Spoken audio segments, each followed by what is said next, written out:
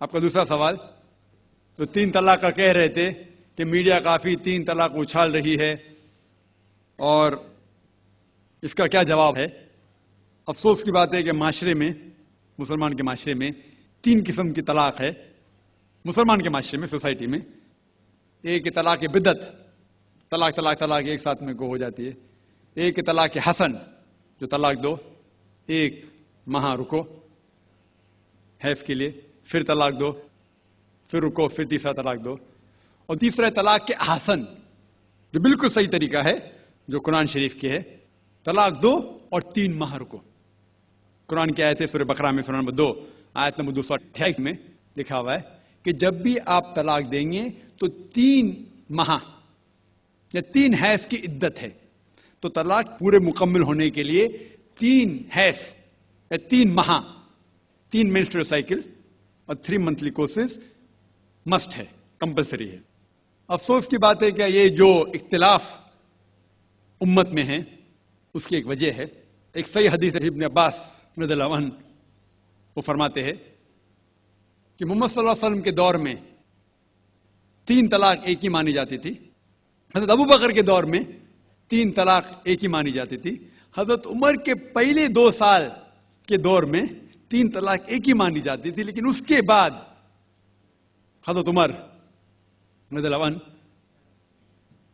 اس situation کو دیکھ کے وہ کہتے اگر کوئی شخص 3 دے دیا تو 3 ہو جاتی ہے. اس حدیث کی وجہ سے جو اختلاف امت میں ہے، اور کئی علماء میں اختلاف ہے، لیکن علماء میں اختلاف ہے، رہیں گا ایک منچ پہ آئیں گے کہ اللہ عالم. لیکن اگر آپ قرآن کی روشنی میں پڑھتے ہیں، قرآن میں طلاق کا ذکر کیا گیا ہے سورہ بقرہ میں، سورہ نمبر 2 آیت نمبر 228 سے لے کے 240 تک، اور سورہ طلاق میں سورہ نمبر 65 آیت نمبر 1 سے 7. جو قرآن مجید میں طلاق کا ذکر ہے اس کے اندر یہ ہے کہ کبھی کوئی ڈفرنس آف اوپینین، کوئی جھگڑا ہو جاتا ہے شوہر اور بیوی میں، تو پہلا شوہر بیوی بیٹھ کے بات کرے. ایسا نہیں کہ بیوی نے نمک زیادہ ڈال دیا اور طلاق طلاق طلاق کہہ دیا اور طلاق ہو گیا. اگر بیوی میں نمک زیادہ ڈالا، بولے آپ کو نمک کم چاہیے، معاملہ سلجھ جائے گا، بیٹھ کے بات کرو. پھر بھی بات نہ بنے تو اللہ تعالیٰ فرماتا ہے سورہ نساء میں سورہ نمبر 4 آیت نمبر 35 میں کہ آپ کے درمیان ایک حکم رکھو، ایک آربیٹر بیوی کی طرف سے، ایک آربیٹر شوہر کی طرف سے.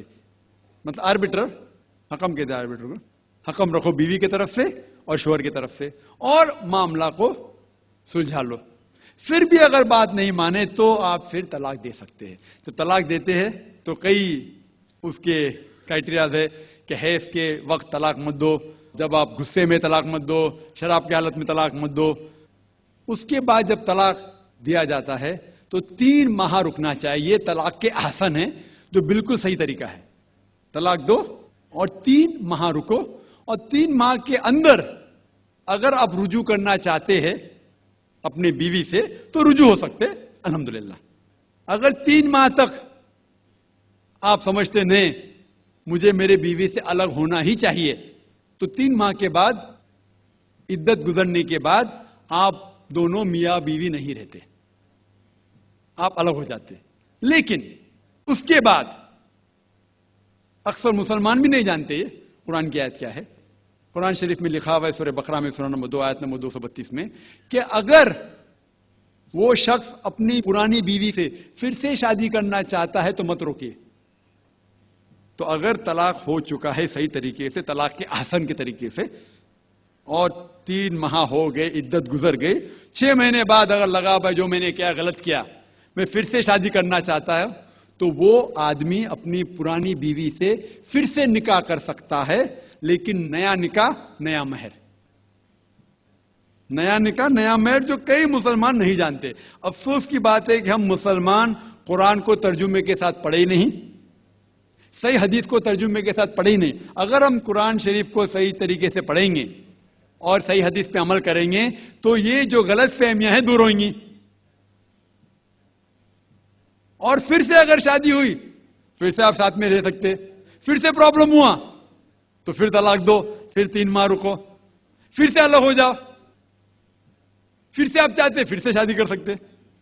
3 بار جائز ہے، تیسرے بار آخری بار ہے، اس کے بعد آپ پھر سے شادی نہیں کر سکتے جب تک وہ دوسری کسی سے شادی نہیں کرے۔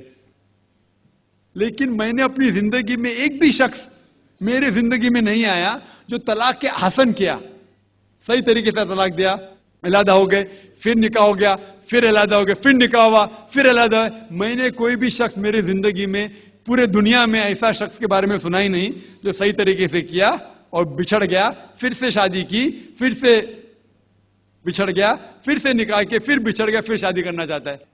اگر آپ صحیح طریقے سے قرآن کے اوپر عمل کریں گے تو یہ نوبت آئیں گی نہیں۔ اور کچھ لوگ جو اسلام کو مذاق بنائیں اور کیا کہتے کہ اچھا اگر ایک ساتھ میں دے دیے، 3 طلاق دے دیے، ہو گئی، ابھی کیا حلالہ کرو۔ قرآن کہتا ہے 3 طلاق ایک ساتھ میں بھی دیں گے تو ایک ہی ہوتی ہے۔ محمد صلی اللہ علیہ وسلم کے وقت پہ 3 بھی ایک ساتھ میں دینا ایک ہی ہوتا تھا۔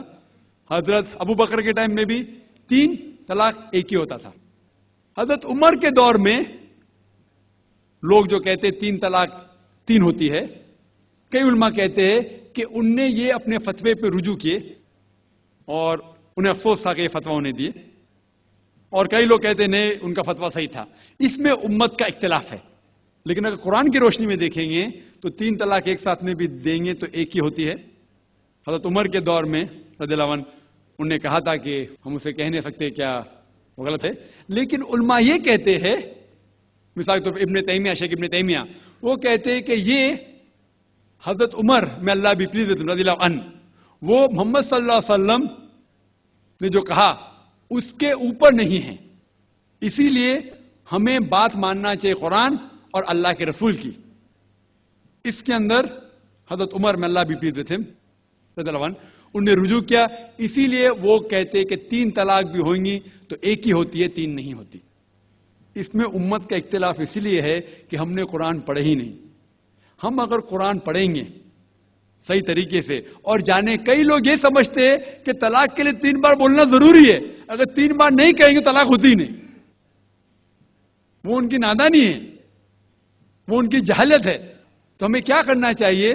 یہ میڈیا اچھال رہی ہے، ہم مسلمانوں کو یہ طلاق کا طریقہ جو صحیح طریقہ ہے طلاق کے احسن، اس کو عام کرنا چاہیے اور یہ کہنا چاہیے کس بنیاد پہ طلاق دی جا سکتی ہے، کب دی جا سکتی ہے، کیسے موقع پہ دی جا سکتی ہے، دینا چاہیے کہ نہیں۔